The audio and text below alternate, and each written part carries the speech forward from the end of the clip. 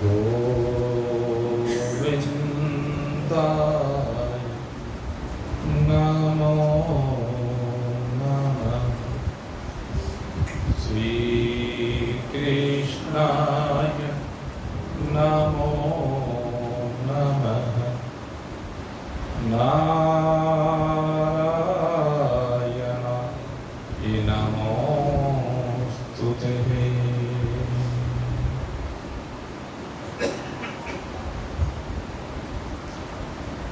परम प्रेमास्पद भगवत चरणारविंदों में निज हृदय को समर्पित करके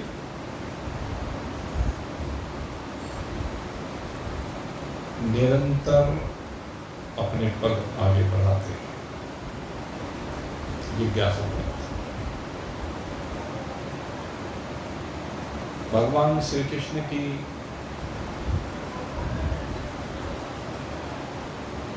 दिव्य कृपा, अलौकिक कृपा, अहेतुक कृपा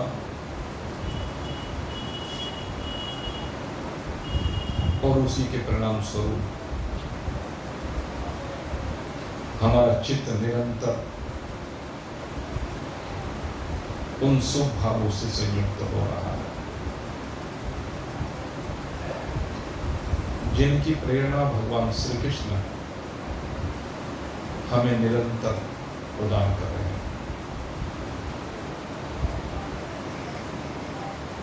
भगवान श्री कृष्ण कहते हैं कि तू दैविक संपदा को ग्रहण कर और आसुरी भावों का परित्याग करके अहंकार से विनिर्मुक्त हो जा, घमंड से विनिर्मुक्त हो जा, बड़प्पन से विनिर्मुक्त हो जा और तू देखेगा जब इनसे निवृत्त हो जाएगा तो तेरे अंदर राग और द्वेष का भाव नहीं रहेगा। तो राग और द्वेष की सीमा से भी बाहर निकल जाएगा और जीवन के पंच क्लेशों में राग द्वेष इस जीव को नरक में ले जाने में सबसे बड़े हेतु हैं। अविद्या, अस्मिता, राग द्वेष और अभिनिवेश, ये पंच क्लेश होते हैं। जितने भी पाप कर्म होते हैं उनमें राग और द्वेष का सबसे मुख्य रोग होता है। इसलिए भगवान कहते हैं तो राग और द्वेष से विरहित हो जाएगा। राग द्वेष के कारण ही तेरे अंदर ये पाप वृत्तियों का उदय होता है, तेरे अंदर असत्य का उदय होता है, तेरे अंदर हिंसक प्रवृत्ति का जन्म होता है, तेरा आचरण शास्त्र विरुद्ध होता है, तेरी पवित्रता समाप्त हो जाती है। इसलिए भगवान कहते हैं कि सबसे पहले तो इन दैविक संपदाओं को ग्रहण करना प्रारंभ कर और दैविक संपदाओं को ग्रहण करने से सबसे पहले तेरे अंदर जो कीचड़ जमा हुआ है उसका शुद्धिकरण होगा। तेरे अंदर का कीचड़ कब साफ हो जाएगा तुझे पता ही नहीं चलेगा। जिस प्रकार से एक सड़क होती है, उस सड़क पर पशु आते हैं, जाते हैं, मलमूत्र कर देते हैं और धीरे धीरे वो सूखने के बाद लगता है कि साफ हो गए, लेकिन पूर्णतः तो साफ नहीं हो पाते हैं, जमे रह जाते हैं, उनके निशान पड़े रह जाते हैं। लेकिन वर्षा ऋतु आती है और वर्षा ऋतु में जब जल की धारा का प्रवाह होता है तो सारी गंदगियां भी साफ हो जाती हैं।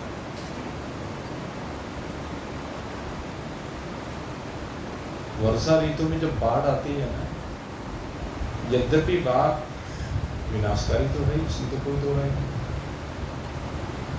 लेकिन भगवान कहते हैं कि तूने जो अशुद्धियों के ढेर लगा रखे हैं, उन अशुद्धियों के ढेर के कारण से ही ये बाढ़ें आती हैं। उन अशुद्धियों को कब बहा कर ले जाए पता ही नहीं चलता। वे अशुद्धियां, अरे लाल वाला बटन दबाओ, ये नहीं,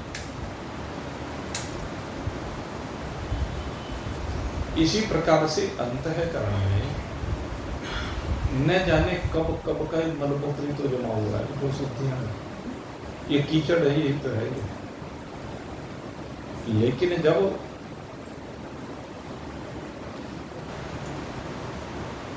सतगुरु के वचन मेघ बन करके बरसते हैं, तो ये सारी कीचड़, सारी गंदगी, सारा मल धुल करके साफ हो जाता है। और ये मेघ के रूप में भाई दैविक संपदा की ही बरसात होती है, सद्गुणों की बरसात होती है। यही है शुद्धिकरण। सबसे पहला कार्य शुद्धिकरण का ही है। आपको बाह्य शुद्धिकरण के बारे में बतलाया था, आंतरिक शुद्धिकरण के बारे में बताया था, मल, विक्षेप और आवरण। अरे आपका वास्तविक स्वरूप अत्यंत निर्मल है, उससे निर्मल कुछ हो ही नहीं सकता, लेकिन उस कीचड़ को ऊपर डालने के कारण से आपने वो मल अपने स्वरूप में समझ लिया, जबकि मल स्वरूप में नहीं है, स्वरूप के ऊपर आपने खोल चढ़ा दिया है।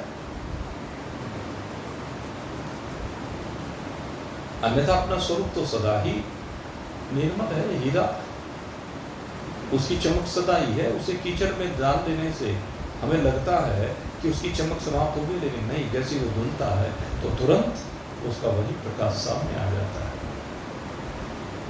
तो इसी प्रकार से महान पुरुषों की भूमिका बड़ी महत्वपूर्ण होती है। महान पुरुष इस मल को साफ करने का उपाय बताते हैं, इस मल को धो डालते हैं। वो जो कहा है ना, ये सद्गुरु धोबी होते हैं, ये सद्गुरु धोबी होते हैं, लगा कर ज्ञान का साबुन, लगा कर ज्ञान का साबुन, मैल हृदय के धोते हैं। ये है, मैल हृदय के धोते हैं। हृदय में जो मैल है तो ऊपर ही तो है भाई, उसको धो देते हैं। यही सोच है। जब मैल धुल जाता है तो पवित्रता आ जाती है, निर्मल आ जाती है, शुद्धिकरण हो जाता है, संस्कार हो जाता है। भगवान श्री कृष्ण इस दैविक संपदा को विशेष रूप से ग्रहण करने के लिए कहते हैं कि तू शुद्ध हो, पवित्र हो। और दूसरी बात हम बात करने जा रहे हैं, इसकी चर्चा काफी विस्तार के साथ हो ही चुकी है। अब भगवान कहते हैं न शोचम नापि च आचारो, नापि चाचारो। अब आचरण की बात करते हैं भगवान।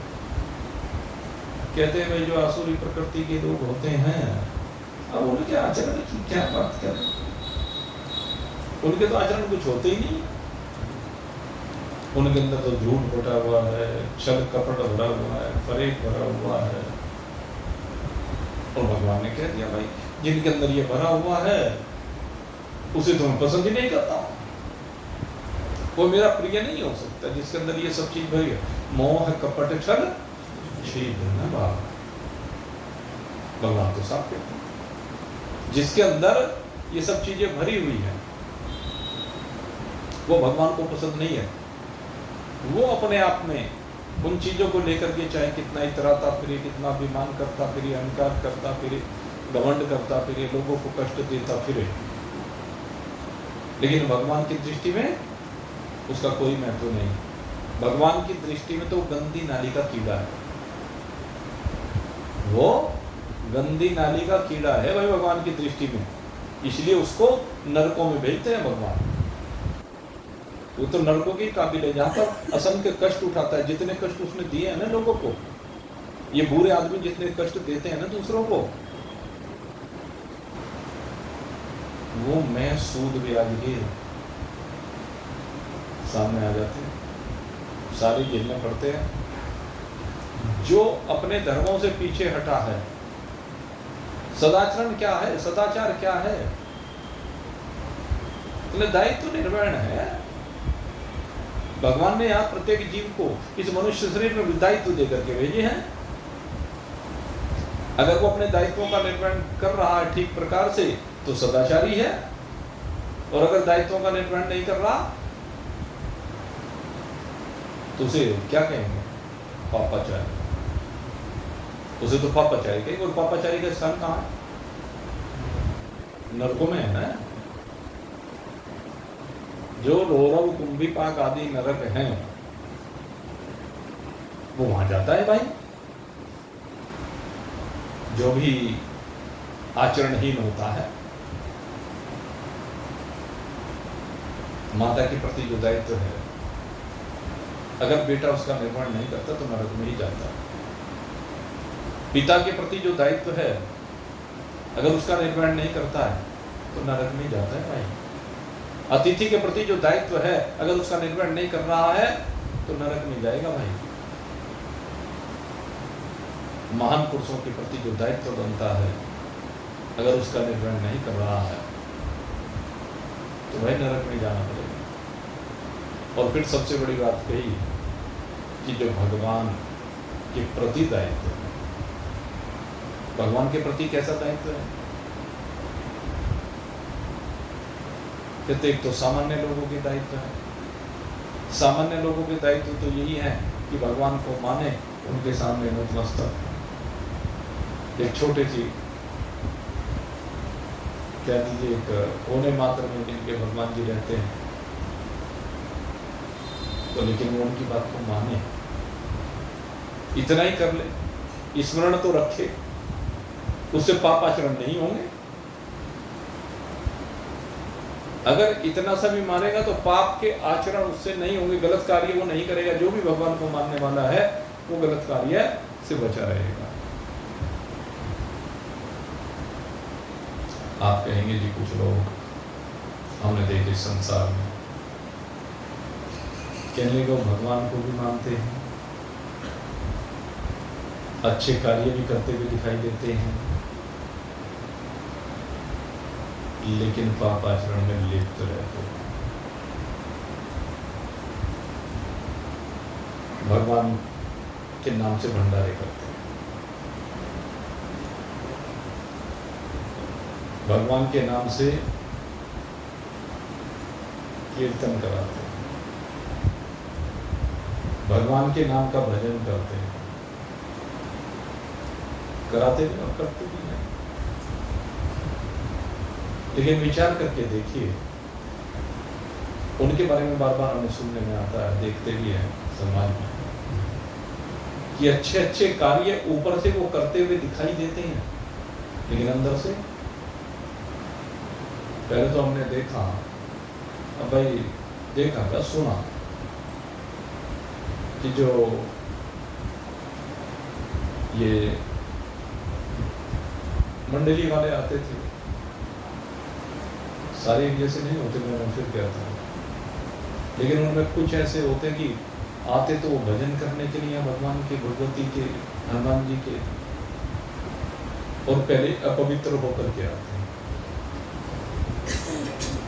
कुछ लोग हैं ऐसे, देखे भी हमने भाई ये, और लेकिन कुछ धर्मात्मा होते हैं, जो उनसे धर्मात्मा होते हैं, उनके दिल से आवाज निकलती है, और जो उनसे ये ऐसे होते हैं वो तो भाई प्रोफेशनल होते हैं, उनका उद्देश्य पैसा होता है। इसलिए उनके उन कार्यों को देख करके ये मत समझो कि ये सदाचारी हो गए। वे तो हर काम में पैसा देखते हैं और उसके बहाने से पैसा कमाने का तरीका है उनका, तो उनका सदाचरण कहां से आ जाएगा? वो सदाचरण नहीं हो सकते। सदाचार से संयुक्त कौन होता है? जिनका चरित्र उज्ज्वल है। हाँ, एक बात जरूर हमने देखी है कि जो निरंतर करते ही रहते हैं भजन, तो एक न एक दिन भगवान कहते हैं चलिए मेरी महिमा का गुणानुवाद तो कर रहा है, तो कोई ऐसा झटका लगा देते हैं जिससे वो उस दुराचरण से निवृत्त हो जाता है। ये भगवान की कृपा हो जाती है। वो भी जब कभी वो भाव में आ जाए तो भगवान उसके ऊपर कृपा कर देते हैं। तो कृपालु है ना भगवान, तो फिर नरक में जाने से बच जाता है, क्योंकि एक बार वो सच्चे मुंह से भगवान की शरण में आ जाता है तो समझ लीजिए नरक के रास्ते उसके लिए बंद हो गए। जो सत्संग से संयुक्त हो जाए, सदाचरण से संयुक्त हो जाए, तो उसके लिए नरक के दरवाजे क्यों जाएंगे भाई? क्यों खुलेंगे? कम से कम उसके लिए स्वर्ग के दरवाजे तो खुले हैं। और ऊपर की बात तो भाई फिर रोज हम बताते हैं। कैसे पता चले, कैसे पता लगे? एक प्रश्न आया एक बार, कहने लगा कौन स्वर्ग जाता है और कौन नरक जाता है? एक बार एक संत थे, उनका बेटा हुआ, तो उस बेटे को धीरे धीरे जब वो कुछ बड़ा हुआ तो उन्होंने सोचा कि मैं इस बेटे को बाहर पढ़ने के लिए भेजूं। अब बाहर पढ़ने के लिए भेज दिया और पढ़ लिख करके जब आया तो पिता को लगा इसके हाव भाव ठीक नहीं है, परीक्षा लेनी चाहिए। तो उन्होंने पूछा बेटा तो पढ़ाया क्या? पिताजी पढ़ाया, सब कुछ पढ़ाया। दिन बेटे जब सब कुछ पढ़ाया, इतने में गढ़नावल बज रहा था, शंख बज रहा था। तो उसने भी आवाज सुनी। पिता ने कहा बेटा जरा ये पता करके आओ कि ये जो व्यक्ति गया है अभी, ये स्वर्ग में गया कि नरक में गया? अच्छा पिता, अब पीछे पीछे गया, लोगों की भीड़ थी, उस भीड़ में उनके साथ वो भी चला गया। वहां जाकर के देखा वो जो कर्मकांड क्रियाएं थी पिंडदान आदि की वो हुई, चिता पर लेटाया गया, लकड़ियां बिछाई गई, वो लगाई गई, घी डाला गया, सामग्री डाली गई। उसके बाद आहुति दे दी गई। भाई हमने तो आपको बताया कि इस शरीर की आहुति दी जाती है भाई चिता पर, जलाया नहीं जाता। आपको बताया जलाने में और आहुति देने में बहुत अंतर है। हमारे यहाँ विधान है कि हम इसकी भी आहुति देते हैं, जलाते नहीं। भगवान को अग्निदेव को समर्पित करते हैं कि अग्निदेव ये जी अब तुम्हारी शरण में आ रहा है, आप इसका शुद्धिकरण करके भगवान के भोग में पहुंचाए। क्योंकि अग्नि का काम संस्कार करने का, इसीलिए अग्नि संस्कार कहा जाता हमारे यहाँ। अग्नि संस्कार करता है, जलाना नहीं कहा गया। कि अग्नि संस्कार करके यानी शुद्ध करके इसको भगवान के रूप में भेज दे, इसलिए प्रार्थना की जाती है। अब संस्कार तो भाई जिसके भाव होते हैं उसी का होता है। तो खैर वो पीछे पीछे गया और फिर जब क्रियाक्रम पूरा हो लिया वापस आ गया तो पूछा बेटे कि बेटे पता चला ये स्वर्ग गया कि नरक गया? मेरे पिताजी ने बोला फिर तू पढ़ के क्या?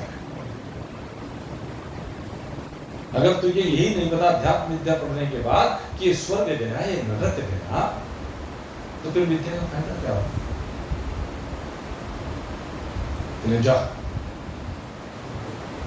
और पहले इसका उत्तर लेकर के आना कि जो जीव यहाँ से जाता है उनमें से कौन सा स्वर्ग जाता है और कौन सा नरक जाता है। पिताजी मैं जाता हूँ, पता करके आता हूँ, वो ये विद्या में नहीं प्राप्त कर पाया, इस विद्या को प्राप्त करके आऊंगा। क्योंकि ठीक है जाओ। अब होते होते वो अपना इधर उधर घूमता रहा, पता करने का प्रयास करता रहा, कोई मर जाए उसके पीछे पीछे चले और लोगों से पूछे भाई ये स्वर्ग गया कि नरक, चलेंगी किसको पता है कि स्वर्ग गया कि नरक गया, और लोगों को पता नहीं। तो खैर होते होते होते एक दिन एक नगर में पहुंच गया और बहुत भूखा था। उसने देखा एक बहुत बढ़िया हवेली बनी हुई है, उस हवेली में ही पहुंच गया। और उस हवेली में जब वो पहुंचा तो अंदर पहुंच गया, नारायण हरि की, और वो घर एक वारांगना का था। उस वारांगना ने देखा, अरे मेरे दरवाजे पर कोई संत आया है। उसने अपनी उस दासी को कहा कि जाओ बुला, इस शायद कोई नया आया है, बुला। ला करके बैठा। अब वहां जब घर में बैठा, अच्छा आसन दिया, लेकिन वहां के हाव भाव, वहां के वातावरण को देख करके समझ गया कि तू गलत जगह पर आ गया। मेरे को क्या, मुझे इसके कर्म से लिप्त तो होना नहीं। मैं तो 2 रोटी खाने के लिए आऊं, भगवान ने आज इसी का प्रारंभ निश्चित कर रखा, इसी का खा लेता हूं। तो खैर उसके लिए भोजन तैयार हो गया। इतने में क्या हुआ, बाहर से कोलाहल से की आवाज आई, और कोलाहल से की जो आवाज आ रही थी तो देखा एक अर्थी जा रही थी। जब वो अर्थी जा रही थी तो उसने अपनी उस दासी को कहा, जा जरा देख के पता करके आ, ये स्वर्ग गया या नरक गया। उनसे बड़ा आश्चर्य हुआ, ये पता करके आएगी स्वर्ग गया कि नरक गया। वो दासी चंदी पीछे पीछे यात्रा में, और पीछे पीछे यात्रा में जाने के बाद जब उसका संस्कार हो गया तो उठ करके वापस आई। उस वारांगना ने पूछा, ये जो बंदा भी गया है कहाँ गया? कहने लगे स्वर्ग में गया। कहने लगे अच्छा, बड़ी अच्छी बात। खैर महाराज जी को खाना खुना खिलवाया बना करके, इतने में एक और आ गया। कोलाहल सा सुना तो उसने फिर से दासी को जाओ, इसका भी पता करके आओ, स्वर्ग गया कि नरक गया। तो फिर पीछे पीछे चली गई और आकर के बताया कि ये तो नरक में गया। अब उसकी तो बुद्धि चकरा, कहने लगे ये कैसे पता करके आ रही कि स्वर्ग गया या नरक गया। तो खैर भोजन भाजन करने के बाद उसने वारांगना जो थी वो कहने सेवा बताइए महाराज की। कहते सेवा तो बताएंगे, लेकिन मैं जानना चाहता हूँ, ये तो तेरी दासी है, ये 2 अर्थियों के पीछे गई और इसने आके बताया कि एक के बारे में बताया कि स्वर्ग गया और दूसरे के बारे में गया कि नरक गया, इसने कैसे पता लगाया? अरे जो बात बड़े बड़े ऋषि महर्षि संत महात्मा नहीं बता पाते वो तेरी ये दासी, और ये दासी भी तेरे जैसी होगी है? जैसे तू चरित्रहीन है ऐसे ये भी चरित्रहीन हो। कहने लगे महाराज वो तो मैं कैसी हूं ये कैसे, उस बात को तो छोड़ दीजिए, लेकिन जब इसने कहा है कि वो स्वर्ग गया या नरक गया तो वो स्वर्ग नरक ही गए। तुम कैसे कह सकते हो? पहले दासी से पूछ लो, ये बता देगी। दासी से पूछ लो कि हाँ, और उसको बुलाया। उसने कहा भाई तुम पीछे पीछे गई, तुमने कैसे आके बताया कि स्वर्ग गया? बोले महाराज सीधी सी बात है, मैं उसके पीछे पीछे गई, उसके पीछे बहुत जनसमूह जा रहा था, आपस में जब जनसमूह जा रहा था तो चर्चा करता जा रहा था, कहने लगे बहुत बढ़िया आदमी था, बड़ा धार्मिक था, सबके दुख सुख में काम आता था, सबके साथ मधुर बोलता था। कहने लगे अरे इतना सज्जन व्यक्ति चला गया, अरे न जाने कितने लोगों का घर बसा हुआ था, कितने लोगों को भोजन खिलाता था। सो बातें लोग सब चर्चा कर रहे थे, उसकी बड़ी प्रशंसा कर रहे थे।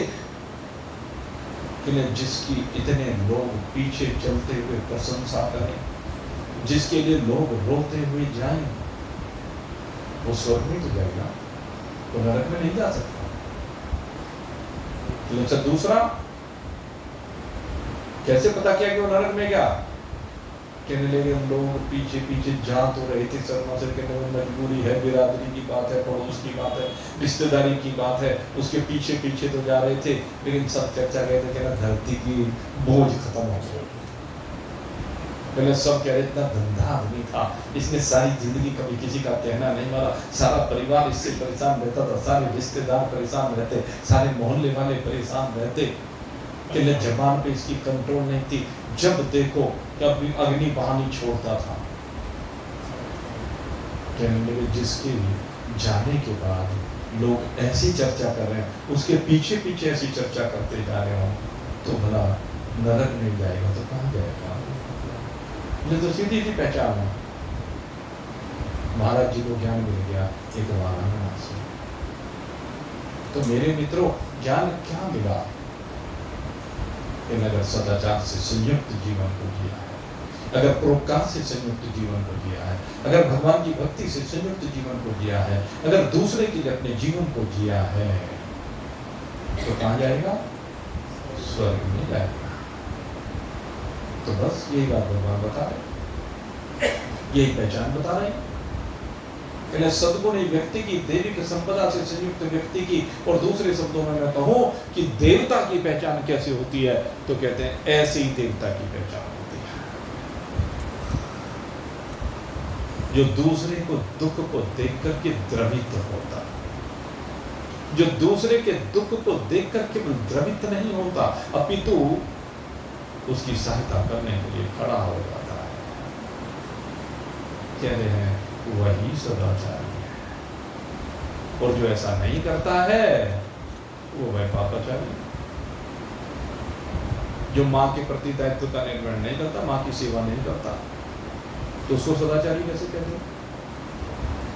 जो पिता से कठोर शब्दों में बोलता है, उसे सदाचारी कौन कह देगा भाई? जो दर पर आए हुए अतिथि को दुत्कारता है, उसे सदाचारी कौन कह देगा भाई? जो महान पुरुष के आने पर, महान पुरुष के मिलने पर उनकी सेवा नहीं करता, उसके कौन सदाचारी कह देगा उसको? महान पुरुषों की सेवा करना बड़े सौभाग्य से मिलता है। ये तो किसी किसी बिरले के भाग्य होते हैं जो उनको सेवा का अवसर मिल जाता। हर व्यक्ति को सेवा का अवसर नहीं मिलता महान पुरुषों में। जिनके ऊपर भगवान की विशेष कृपा होती है, अति हरि कृपा जाहि पर होती, अति हरि कृपा जिस पर होती है, महान पुरुषों की सेवा करने का सौभाग्य उसी को मिलता है। अन्यथा कहाँ मिल पाता है? भले ही अब देख लीजिए, न जाने कितने लोग हैं जो किसी महान पुरुष के शिष्य हैं, गुरु भाव से संयुक्त रहते हैं कि हमारे गुरु जी हैं, लेकिन दर्शन का भी लाभ मिल जाए तो बहुत बड़ी बात है, सेवा की बात तो बहुत बड़ी बात है। ऐसे ऐसे भी है, गुरु जी से अपने शिष्य को पहचानते तक भी नहीं, ये भी होता है। तो सेवा जिनको मिल जाए ना, मैं तो बार बार इसी बात को कहता हूँ, महान पुरुषों के चरणों की रज अगर घर में पड़ जाए तो घर पवित्र हो जाता है। महान पुरुषों के वचन हृदय में पड़ जाए तो हृदय पवित्र हो जाता है। महान पुरुषों की सेवा जिस प्रकार से भी हो सके, ये सबसे बड़ा सदाचार है। और इस सदाचार का सबसे बड़ा फायदा होता है कि जीवन में भक्ति आती है, भक्ति के बाद जीवन में वैराग्य आता है, और वैराग्य के बाद ज्ञान आता है, अपने स्वरूप का बोध तो होता है। ये महापुरुषों की कृपा से होता है। और पांचवी बात कही, कहते हैं जो महादेव की सेवा करता है उससे बड़ा सदाचारी कोई नहीं हो सकता। अर्थात जो महानतम देव परमात्मा है, महादेव माने महानतम देव। जो महानतम देव कौन है? कि परमात्मा, उसे शंकर भगवान को, विष्णु भगवान को, कृष्ण भगवान को, मेरे राम जी को, जो भी कहे, अलग अलग नामों से उसे पुकारा जाता है। अभी ये शिव कुमार जी होके आए, कहने सांवरिया सेठ 3.5 घंटे में नंबर आया, नए ऐसी लगी हुई थी। बड़ी महत्ता चल रही है अंतर सांवरिया सेठ की। वो भी वही है भाई, आप जिस भी रूप में मान ले। सांवरिया सेठ बन करके भगवान ने नरसिंह का भात बना था, तभी से उनका नाम सांवरिया सेठ पड़ गया। तो बात यह है उन देव की सेवा करने का जिसको अवसर मिल जाए। और देव की सेवा क्या, देव को तो आपसे कुछ चाहता नहीं भाई। भगवान को चाहिए कि आपसे कुछ बताओ? भगवान ने कभी आपसे किसी से कुछ मांगा? भगवान कभी किसी से कुछ मांगता नहीं। और अगर यदि कभी इशारा कर दे और इशारा करने के बाद कुछ देता नहीं, कई बार इशारे हो जाते हैं। ये अनुभव सिद्ध बात बता रहा हूं। अगर भगवान की ओर से कभी कोई इशारा हो जाए तो आंख बंद करके उसे तुरंत मान लेना। इशारा क्या होता है? भगवान को अपने किसी भक्त की सेवा करानी होती है तो किसी संपन्न भक्त को पकड़ लेते हैं और पकड़ करके उसे इशारा कर देते हैं, जाओ फलाना काम करके आना। ये भगवान स्वयं आके कहते थे, स्वयं इशारा कर देते, और जो इशारा करने के बाद भी उसे स्वप्न समझ करके छोड़ दे। आज हरिश्चंद्र को याद करते हैं, हरिश्चंद्र से सेवा ही तो ली भगवान ने। कहने लगे अब तक अमीरी का आनंद लिया है, राजा पन्ने का आनंद लिया है, अब जरा गरीबी का भी आनंद लेके दे, दिखा जरा गरीबी में कैसे खुश रहा जाता है, गरीबी में भी कैसे दायित्वों का निर्वहन होता है, दिखा। तो यह है सारा भगवान का। स्वप्न में मांगे हुए राज्य को विश्वामित्र जी को यूं ही दे दिया, कोई संकोच नहीं, कोई मन में जरा सा भी ये भाव नहीं आया कि मेरा है, यूं ही दे दिया। तो ये है भाई भगवान की सेवा। तो जो भगवान की सेवा करता है अर्थात भगवान के कहे हुए को मानता है। गीता जी में जो कुछ कहा है वो भगवान ने तो कहा है। जो गीता जी को मानता है वो भगवान को मानता है। और गीता जी को मान करके सदा अपने साथ अनुभव करोगे भगवान हर समय आपके साथ हैं। भगवान सदा ही आपके साथ हैं। भगवान कभी भी आपसे विलग नहीं है। एक वो घटना आती है ना, एक बार क्या वो एक सेठ जी थे, अच्छा कारोबार था, तो वो जो उनका अच्छा कारोबार था ना, लेकिन सेठ जी की एक आदत थी कि शाम के समय वो रोजाना सैर के लिए निकला करते, घूमने के लिए निकला करते थे और एकांत से स्थल में जाते थे, शांति मिलती थी एकांत में जाने के। और जब वो जाते तो भगवान की बार बार जो कृपा हो रही है उसके लिए भगवान का धन्यवाद करते, भगवान ने तुमने बड़ी कृपा की है, ऐसा काम चलाया है, ये किया वो किया, बड़े धर्मात्मा थे सेठ जी। जहाँ भी कोई शुभ कार्य होता हो वहाँ पर बढ़ चढ़ करके दान दिया करते। ये सेठ जी का सदा बहुत अच्छा भाव रहा करता था। तो सेठ जी के मन में एक बार बात आई कि प्रभु आप इतनी कृपा कर रहे हो मेरे ऊपर, अब जरा एक कृपा और कर दो जरा। ये तो मैं समझ गया कि आप मेरे साथ रहते, अगर मेरे साथ ना होते तो ये इतना बढ़िया कार्य क्यों होता, इतने अच्छे अच्छे कार्य आप क्यों कराते, गरीबों की सेवा क्यों कराते, मंदिर क्यों बनवाते, ये धर्मशाला क्यों बनवाते। ये मैं समझ रहा हूं कि आप ही करवा रहे हो ये सब कुछ, मेरी कहाँ काम। सम्मिलित है। तो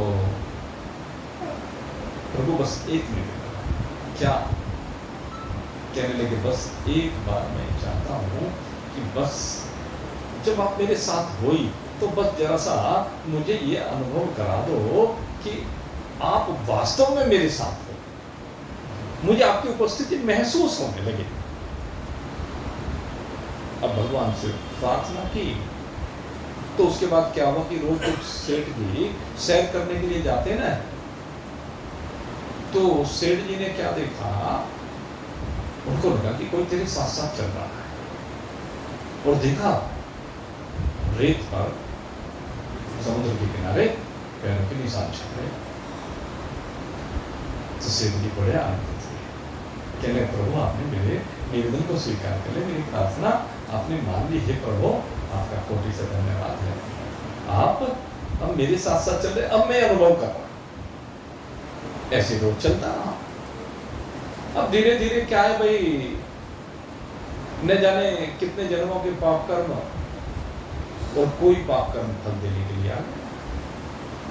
और जब पाप कर्म फल देने के लिए आया तो हुआ क्या कि सेठ जी का जो बहुत बढ़िया व्यापार चल रहा था, धीरे धीरे व्यापार में घाटा होना शुरू हो गया। और जब धीरे धीरे व्यापार में घाटा होना शुरू हुआ तो स्थिति यहां तक आई कि सेठ जी कर्जे में आ गए। और उसका परिणाम ये हुआ कि सेठ जी अमीरी से गरीबी की ओर बढ़ते जा रहे। लेकिन सेठ जी ने कोई मलाल नहीं की।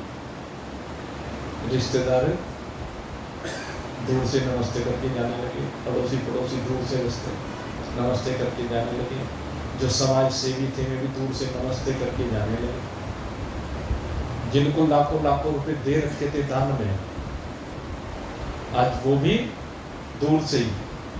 आपको निकट आने की हिम्मत नहीं करा। अगला सेठ जी का कोई मिजान तो अभी कुछ देगा तो है नहीं, कहां से देगा, इसके पास कुछ है नहीं, अरे कभी हमारे से ना मांग ले। अब गरीबी में तो ऐसी बात हो जाती। तो खैर एक दिन दोपहर का समय, और दोपहर के समय आज सेठ जी भगवान के सामने बैठे हुए थे। और जब भगवान के सामने बैठे हुए थे, आज सेठ जी कहने लगे, प्रभु मैंने संसार को देख लिया। संसार कितना मतलबी है, संसार कितना स्वार्थी है कि बस जरा सी विपरीतता आई और सब छोड़ के चल दिए।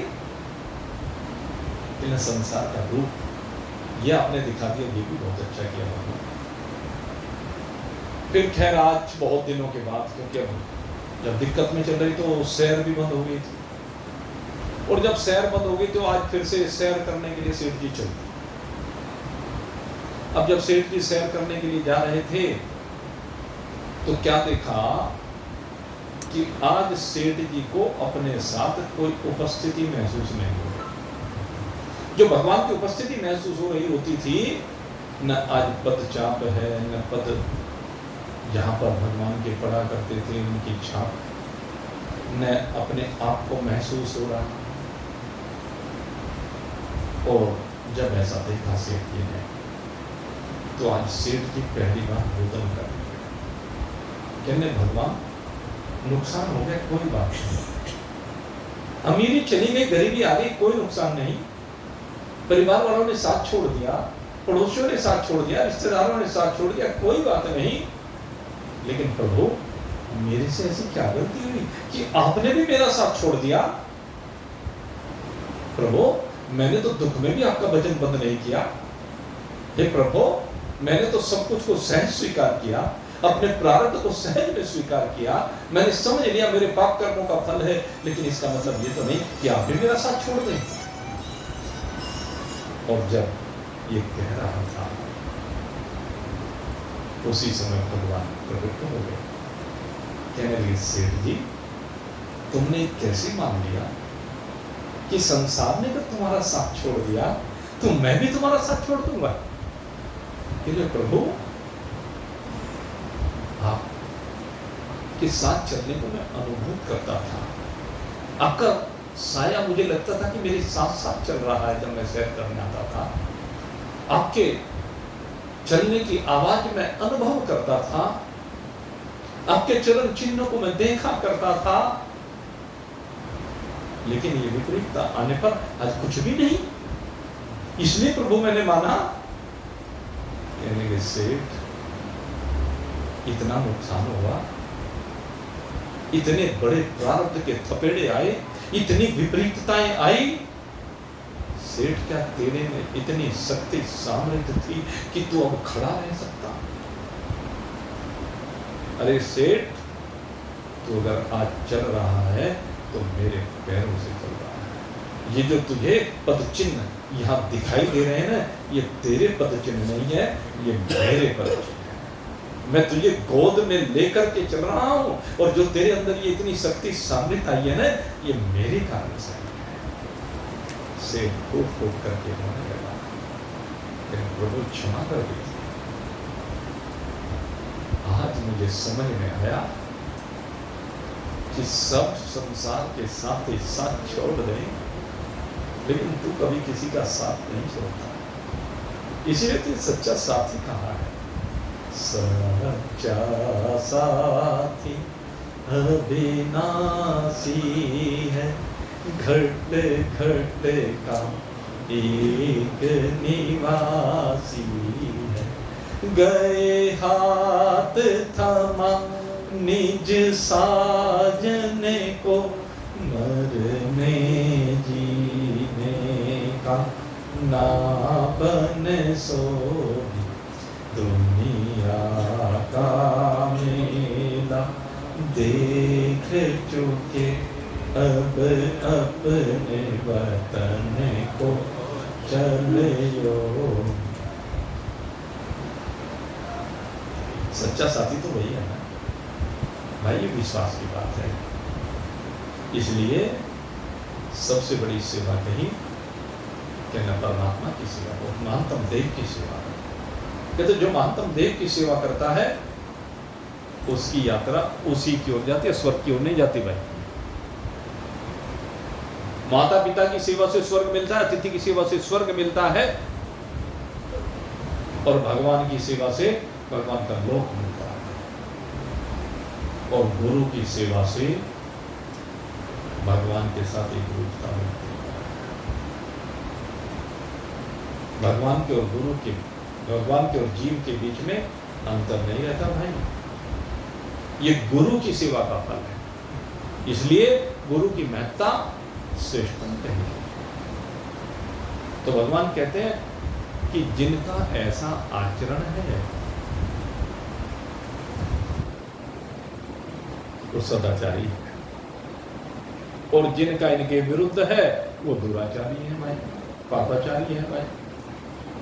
और तीसरी बात कही, न सत्यम तेषु वेद्यते। अब तीसरी बात की चर्चा यहाँ पर भगवान करने जा रहे हैं। न सत्यम तेषु वेद्यते, अब सत्य की बात है। तो जब सत्य की बात है भाई, मैंने घड़ी देख ली, अब घड़ी देख ली तो कोई बात नहीं, सत्य की बात। अब ये तीसरी बात भगवान करने जा रहे हैं, इसकी चर्चा अब कर रहे हैं। आज तो ये सदाचरण की चर्चा आपके सम्मुख की गई। सदाचारी बनिए और आनंद मनाइए। इन्हीं शुभकामनाओं के साथ आज के सत्संग को अब यहीं पर विश्राम। बोलिए सच्चिदानंद भगवान की